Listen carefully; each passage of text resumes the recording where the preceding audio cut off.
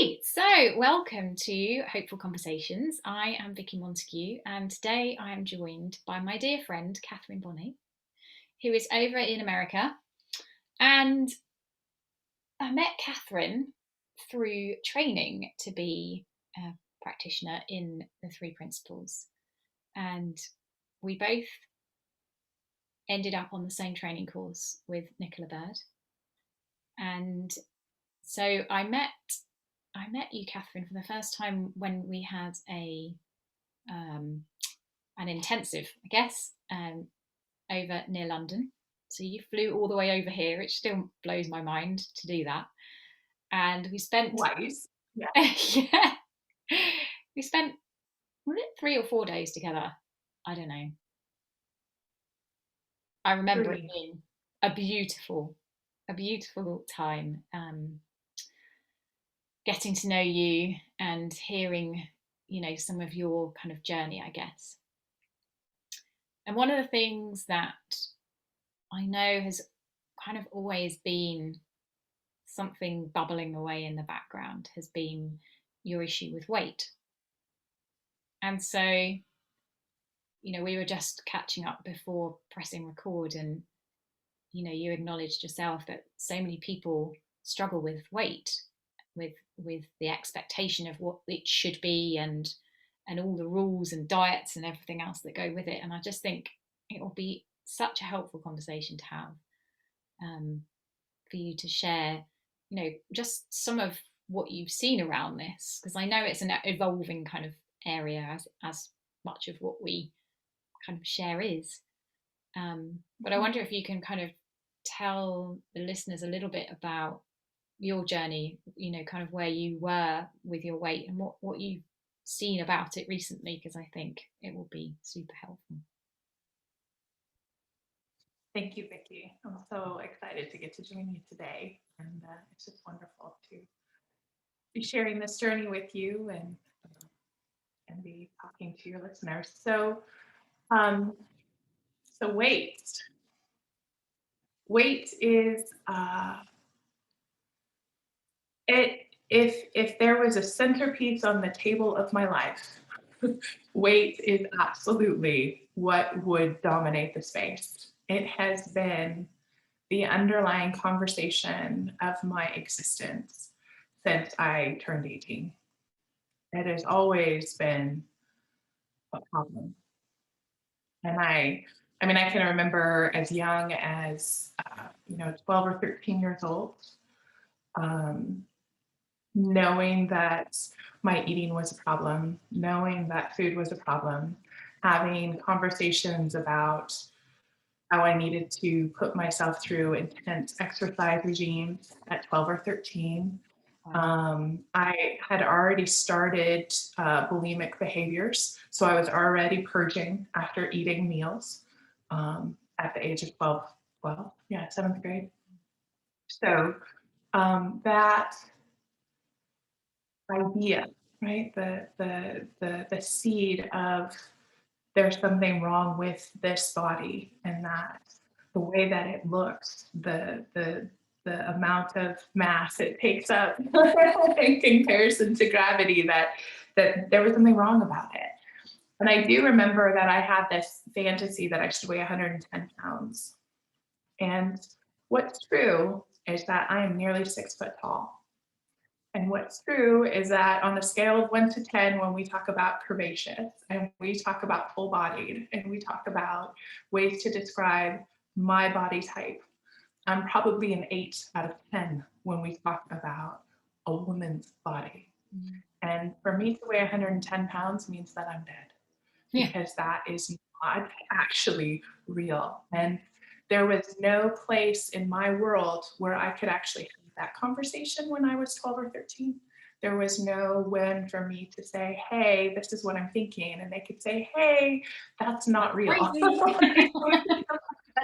for you, because if that's what you're striving for, it's going to cause a lot of problems. I think that spot is not a good place to look. So fast forward a few years, and the obsession with my body and my weight was the only thing that mattered. And I was having some really serious side effects from full-on bulimia. I was probably down to about 140 on my goal of 110. And on this body size, it was life threatening, which was basically where I was at. And I'm not sure what it was that shifted for me the summer that I turned 16, but it was a miracle because I just simply decided that I wasn't going to do that anymore. Not that I felt better about my body because I found other ways to express my unhappiness, but I did stop with not eating and then throwing up anything I did eat. So that particular experience just kind of lingered, and I just kind of pushed it to the side and lived on.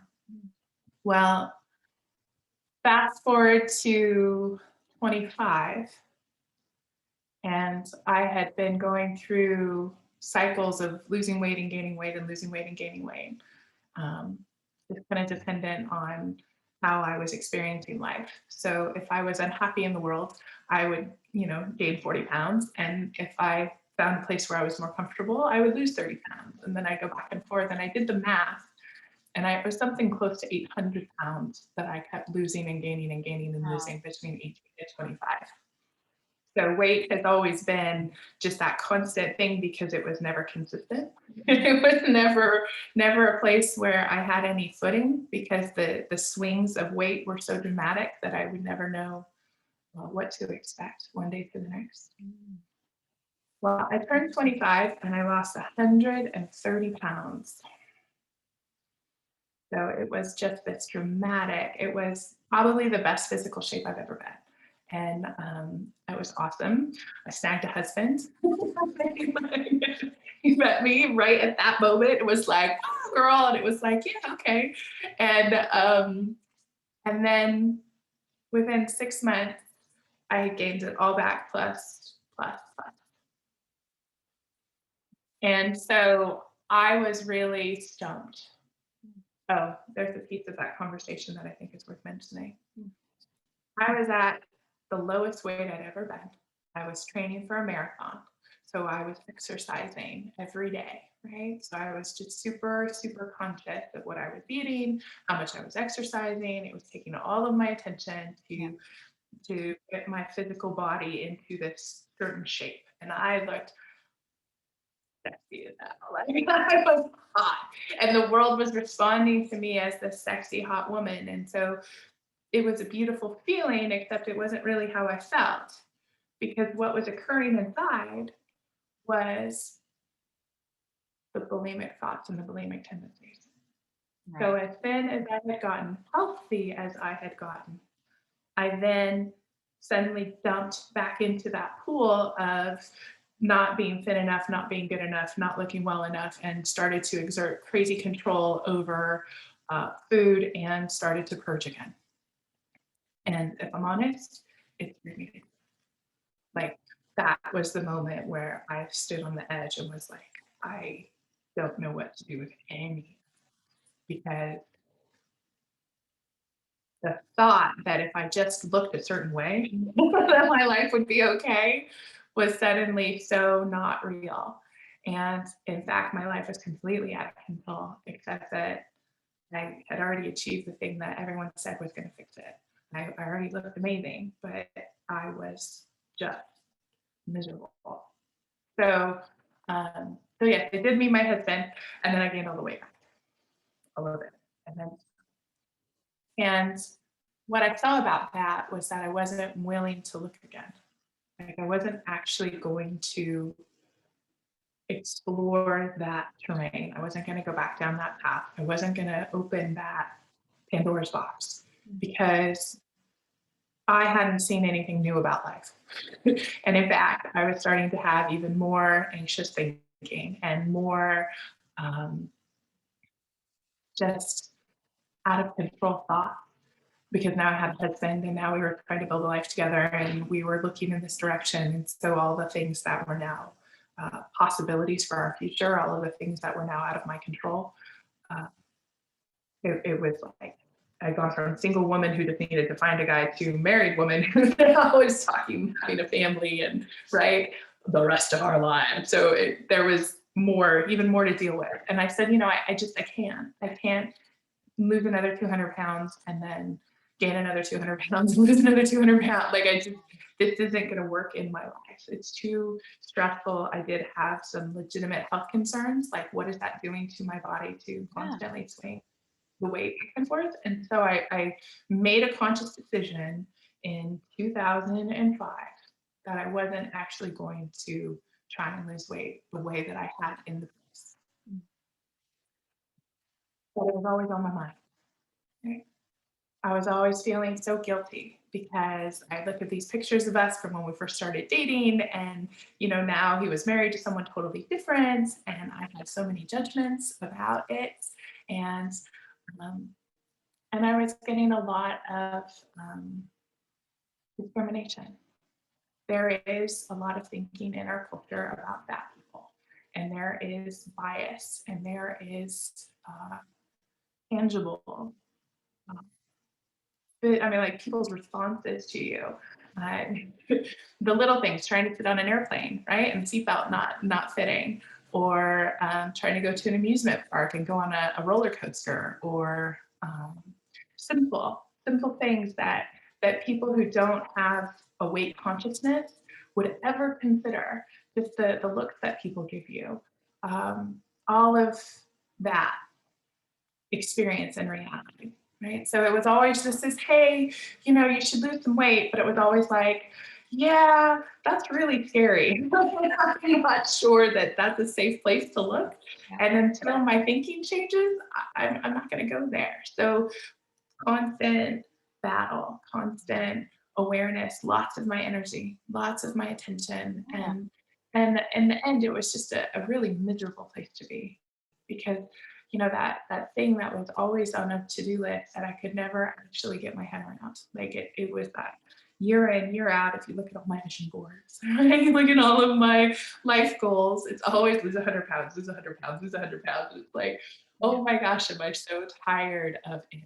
Like I wish that there was more to Kathryn than her weight. I wish that there was more to life to explore than just looking a certain way. Because know, I know that there's just this incredibly vivacious, loving, gorgeous human being inside here. But for whatever reason, the physical is expressed this way, and that's not okay anywhere I look. And so coming to grips with that thinking as well. Um, so there's a lot. Like it just is a whole kaleidoscope, it feels like. Whenever you turn there's a new dimension and a new color to just looking through the prism of, what does that mean to be someone in society that shows up in an unacceptable way, that is constantly judged and seen poorly, really seen in a negative. Yeah. Yeah. So what happened? How did it change? Yeah. What happened? I mean, because from what you're describing, it's like I can see the kind of dilemma almost you were in, because on one hand you had this, your internal voice telling you you need to lose weight, you're not good enough as you are, you need to be smaller. And then what it seemed like was that the external was telling you the same thing, like, people giving you certain looks, and just the way that society is designed was giving you the signals that, yeah, you're too big. So I can see like how that, and then the whole issue of, but if I try and lose weight, it could be dangerous. Like that just sounds like a horrible place to be. But it's not the weight losing that would be dangerous. It would be losing weight and then Yes. gaining it back. Yeah. So I mean, just to be really clear, because I definitely would never argue that that there is health benefits to having less fat mass on a skeletal frame. Like this is true. There is a space for our bodies to be fit and healthy. So it wasn't that I didn't want that, because I did more than anything. I just wanted to be healthy. But I knew that if I put all of my effort team into it, if I gave it my full attention again, if I made it the point of my experience, right, all of my energy, that the minute that I looked away, the minute that I found something else to occupy myself, the minute that I stopped giving it all of me, it would simply revert back. Yeah. I would Yeah. just stand there. Yeah. And that's the part that I really, really, really wasn't going to play. Like that game, I was done. Yeah. I yo-yoed, I yo-yoed, and I was like, I'm not yo-yoing, I'm staying until it looks to me like something shifts so that I could come back and know what healthy looks like and how it feels. So, so I started looking, and one of the things that I did was I did a program called Create the Impossible, and this was 4 years ago. And the rules of this program are that you're supposed to create something in the world that's impossible, that you think has a less than 20% chance of actually succeeding. Now, the rules are very clear, and you're supposed to create something tangible. I didn't care about the rules because I needed a fix to the problem I had. And so my impossible project was to be thin and happy. That's what I wanted. Oh So my I wanted God. to lose I 100 didn't know. pounds in 90 days, and I wanted to be thin and happy because I'd been fat and miserable, and I'd been fat and somewhat okay, and I'd been thin and miserable, but I'd never been thin and happy. So what would that look like? How would that feel? And that has been a 4 year journey.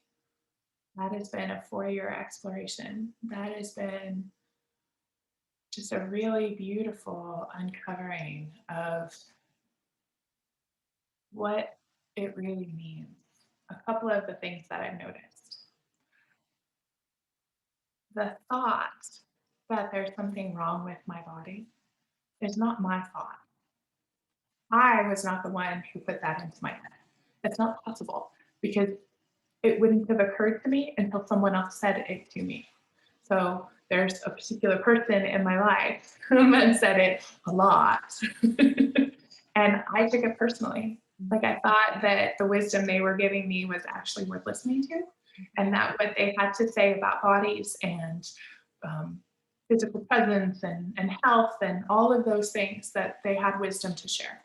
And that was my own naivety and immaturity that I didn't realize that no, don't listen to that. Like, that's not any thinking that is required, needed, necessary, or helpful. So being able to just kind of realize that there was a whole lot of thinking that came from other places that isn't my thinking. So it's like, okay, well, let all that go. You come back to what does Kathryn know, and who is Kathryn, and what does she do? And one of the things that I really saw is that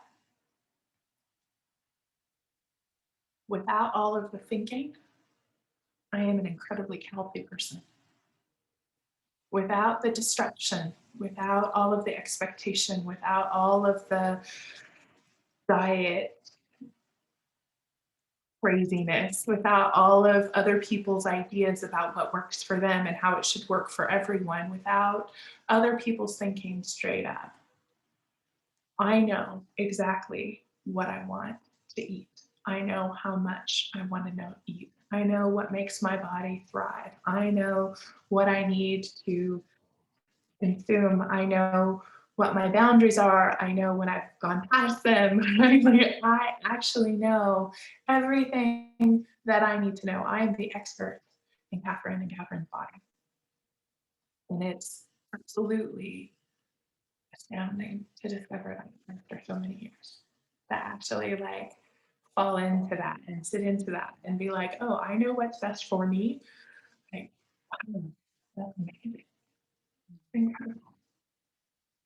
And and that's the experience that I'm having. Like, I function well when XYZ happens. And if people just, if the space is there for me to just show up, I find myself drinking kombucha in the morning. I take my multivitamins. I'm doing my probiotics. I don't actually eat until, this point in the day. My preference is, protein bars. I like the way, I carry all my water around with me. Like the way that I choose to show up, not because it's on my picky boxes of what I'm supposed to do, not because I bought this guy's diet plan and he lost 100 pounds 20 years ago, so he knows what he's talking about, right? None of that. It's just, hey, Kathryn, what do you need? I'm thirsty. I'm going to take a sip of water.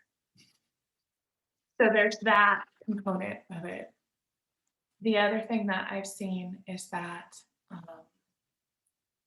human beings are designed to move. We were never designed to sit. Like that's just not. It's so noticeable when we take the small ones, the 3 and 4-year-old ones, and we put them in classrooms and we put them in chairs and we're like, sit. They're like, no. I'm supposed to be in motion. The world is out there and I need to go find it. And I think that when we get lost in the heaviness of our own thinking, when thought becomes that we carry around and it's just weighing us down, um, the tendency to just retreat into our own little headspace and not actually engage with life, not actually get out on the field, but really, really relegate ourselves to the bleachers. And I mean like the ones, the nosebleeds, way up high, right? So far removed from being in life that you just become an observer of your own life. You just kind of shrink down into not moving, right? For me, leaving the house was a hard one. Right? My anxiety was so bad that I just couldn't even walk out the front door. And then I beat myself up for not walking out the front door. So it was that perpetual cycle of just how much worse can this get? Like how bad can you make yourself feel? And moving is a huge component of that. The image that I had around this, because I was thinking about this morning, it's like a running stream, and the stream will stay healthy as long as the water keeps moving. It doesn't have to move that fast. It just needs, it gets full, it's okay. But right, it just needs to move. But when the water stops and starts to stagnate, and you get those pools, right? Like right at the end of summer before the seasons change, what happens to that water that doesn't move? It becomes you're the hiker. You've seen those pools. They're stinky and they're nasty and they just become these cesspools of yuck because they're not moving. And literally that's it. That's what I see. It's just like you have to move. So the water just starts to move again and the season changes and it picks up, and that's all that's required for ourselves to be healthy in our bodies is that we need to move, not marathons. If you want Maybe to, marathon. Yeah. maybe if it's in your thing, but I think a nice walk through the countryside is a beautiful thing, and maybe that's it. That's all that's required. A nice walk on the beach if you happen to be blessed and lived by the beach, or a stroll around the park here because that's what I have to settle for in Missouri. But so there's that piece, right? So it's listening to your own innate wisdom. It's recognizing that the body's meant to move. And then for me, it was just about preference. I literally woke up one day last week and looked down and was like, I'm kind of jiggly. I'm like, giggling. Now, to be fair, I've had 3 babies. Like they were, I've been fortunate enough to conceive and bear children, and there was some breastfeeding going on. So like the body has changed in the last little bit here. I've got to stop you here, Kathryn, because you're just reminding me of a conversation that we had in the what's it called, hot tub, when we were on the retreat the first time. And I remember us having this almost exactly this conversation about how, yeah, after you've had children, your body's kind of not quite as it was before, and that's okay as well. And that we have this whole thing set up that, we have children and then we have to spring back to exactly how we were before. And the all of the images of famous people who have babies and then like a week later they're back in shape, and it's just not, it's not true. It's just not. It's just such a bizarre thought that we wouldn't be touched by the experiences we have in life. Mm. That we wouldn't allow ourselves to be changed by something as profound as being a mother. Like somehow,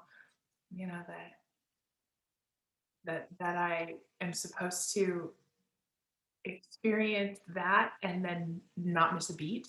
And then pretend like it never happened. It's like, oh man, it happened. It really happened. And I'm proud of the fact that it happened. It shocked me to no end after the amount of abuse, just straight abuse that this body has endured because it happens to be mine. This body has been through a lot. And even in all of that, the design still functioned beautifully. Even in all of that, my husband and I were able to conceive naturally, and I carried 3 babies to term and then some.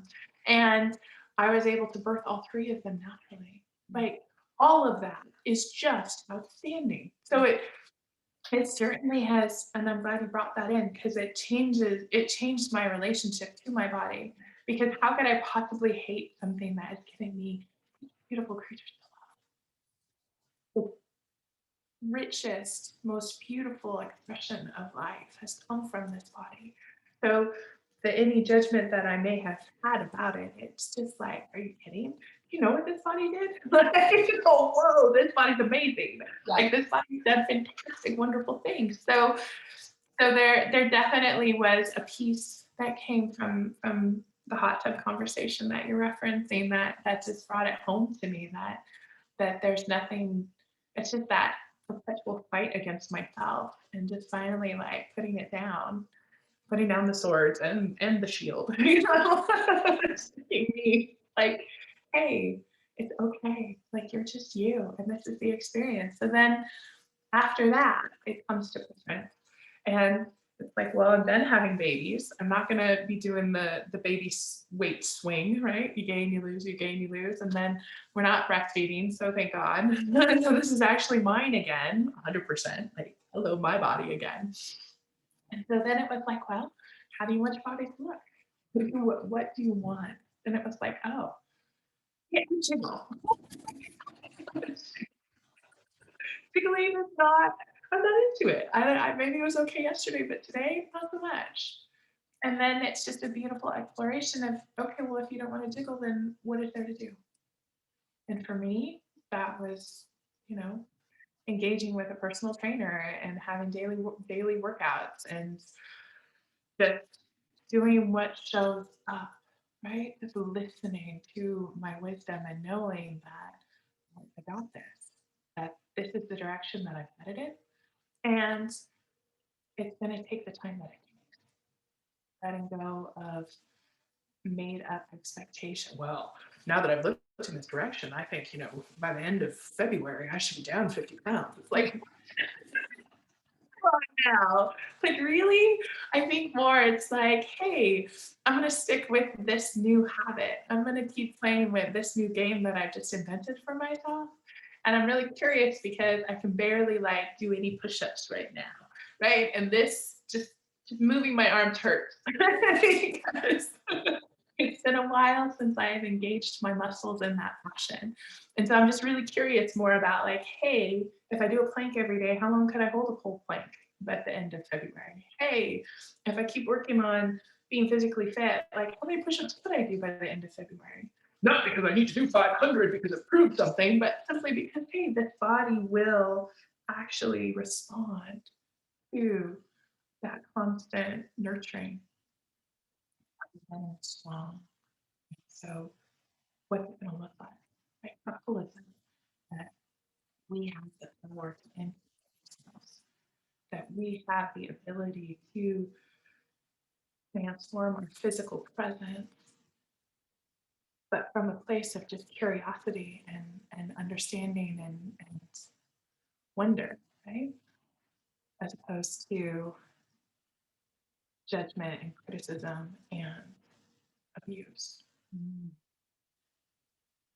Yeah, it's like that, so beautiful. Like what I hear is the transformation from the battle against yourself, like the constant, as you say, judgment, criticism, um, not this isn't how it should be, to that opening up to compassion, to love for the body, to seeing that this body has taken like a lot of grief, but it's still functioning for me. It's still my heart's still beating, my guts are still digesting, my like the realization that, and the compassion that comes with that. It's it's like going from a scrunched up ball of frustration to just that open easiness of, oh wow, I wonder what my body can do, as opposed to, oh, this body, it needs to be less heavy, it needs to be this, it needs to be that, and it's not, and it shouldn't be like this and like that. Just that fight that you were describing at the beginning. Now what you're seeing is just that openness, that willingness to be curious about all of it, the thinking, where that came from and whether you have to listen to that or not, the judgments, is that true? Do I really need to be less heavy? Do I really need to look any different? To that really listening into the body, to hear what it needs right now. What And I love that. And it's come up so many times in this podcast series of, our body knows. We have access to this innate wisdom, intuition, whatever we want to call it. But when we start actually listening to it, we know what we need to drink, we know what we need to eat, we know what we need to do in terms of movement. We don't need to go out there and seek advice about that. We don't need to, like you say, follow a diet plan that somebody created 20 years ago that worked for them. Because it worked for them doesn't mean it will work for you. And we get into that whole cycle then of, well, I've done this thing, this diet, and it hasn't worked, so I really am broken and I really am useless. Whereas what we're pointing to is, we are individuals, each one of us is different, and in each moment we need different things. So you working with a personal trainer is what made sense to you now, but to realize as well that in like 3 months time it might not make sense to you anymore, that your body, you might realize that your body needs to do yoga or something completely different. But Maybe. it's the responding in real time to what your body needs. Mhm. It's just it's a beautiful understanding that that the story that I've made up about it, right? And it was my best thinking. It was what was given to me, right? It was my inheritance. Thank you very much. So like, I can see why I held it as precious. I can see why I looked at it as true and really had a hard time putting it down. But it's the same. It's what's true about how the world works. It's what's true about how our body works. That there is no separation. There is no place where understanding how life works doesn't impact completely. So, mm, there's a beauty to just letting that clarity and that peace just kind of cascade into every area of your life. So if you're someone who's looked at this understanding and has had an insight and seen something that's true, that freedom that, yes, this is how life works. And it's how life works everywhere, Mm. right? In all places and all things. Mm. Even your body, even your weight, even your, whatever it is that you're looking at. And maybe you don't see it, and that's okay. But to just know that it's there, and just know that the deeper and quieter and the more you see about the truth of what it is to be a human, the easier it becomes and the simpler life is. Yeah. And I guess the thing to add is, for me, it's like seeing the things that look most true, things that, for you, like you said at the beginning, weight was the thing that was defining you. And that was the thing in life that needed to change in order for you to be okay. That thing, whatever that is for you, that's that's the thing to get curious about. Like, is that really true? Is it true that I need to be a certain weight in order to be okay? Is it true that I need a certain amount of income in order to be okay?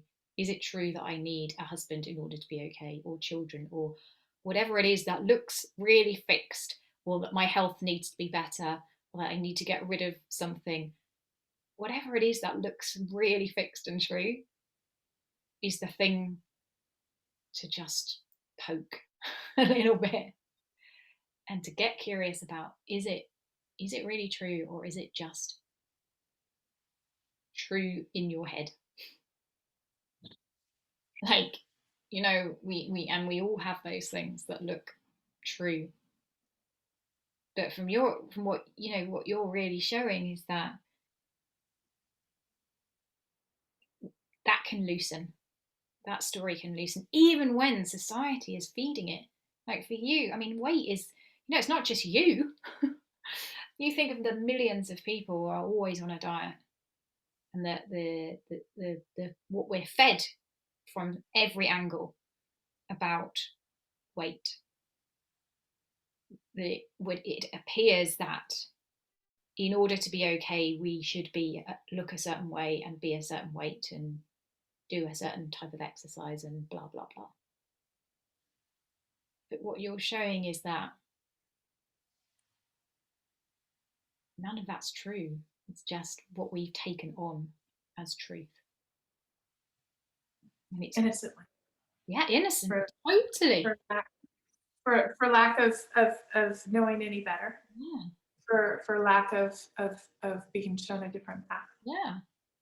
Like the direction that I'm pointing is very revolutionary. What we're talking about is an extraordinary shift from from the way that the world feels right now.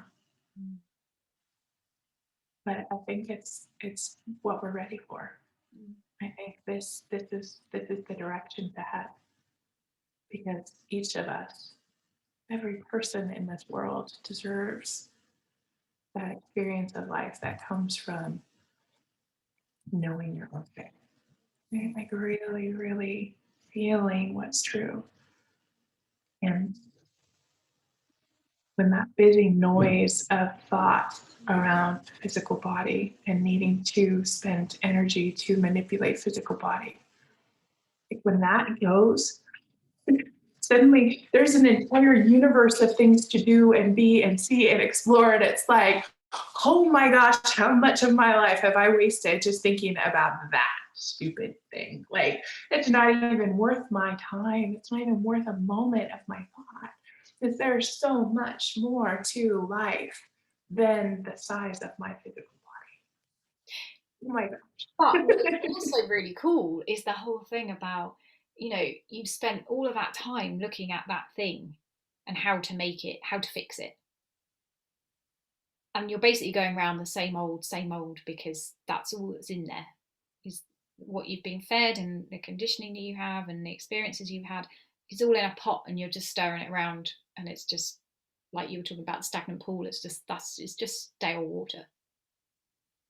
But when we can see that maybe maybe it's not true, maybe there's something else to see, that's when there's new and fresh stuff that can come in. It's like you talking about, oh, I just knew, like, I'm drinking water now, and sometimes I have kombucha, and like, but that stuff wasn't in that pot that you were stirring around and around when you were looking at weight being a problem.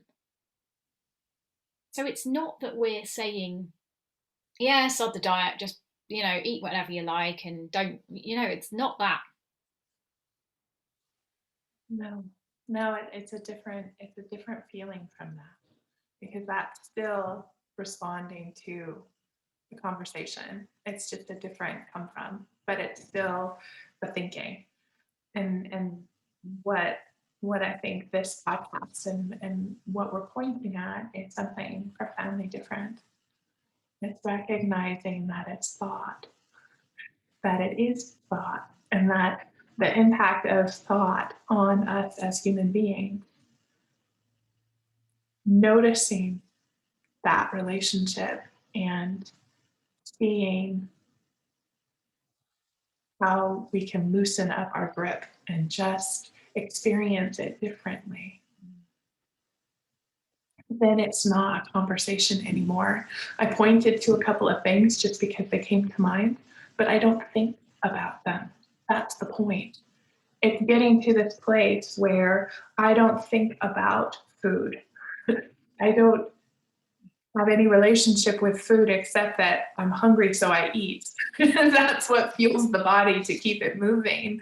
But whether what I eat or how I eat or when I eat or any of those things are all dependent on moment to moment experience. I'm hungry now, I'm gonna go eat. I'm not hungry, I'm gonna pass. This sounds good to me, that doesn't sound good to me. This is what I want, that's what I want. It's that freedom to be responsive in the moment to whatever is presented and know that there's nothing on it. The story of, well, I'm being good or I'm being bad, I'm being naughty, I'm sticking to what I should eat and not eating what I should eat, that there's a story there, a script or a mind frame, a mind, there's something, right? Like there's a mark there that you're not hitting or you're hitting, whatever the experience is moment to moment, but it's all made up. Like all of it's made up. None of that's real. And we just beat ourselves endlessly over it because we've made that up as true. And really, if there's one thing that I could say, it would be that none of that is true.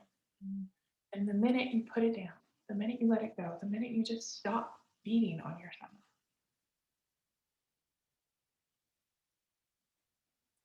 what is true for you simply shows up. And all that you have to do is respond. Beautiful. That seems like the perfect place to end the conversation.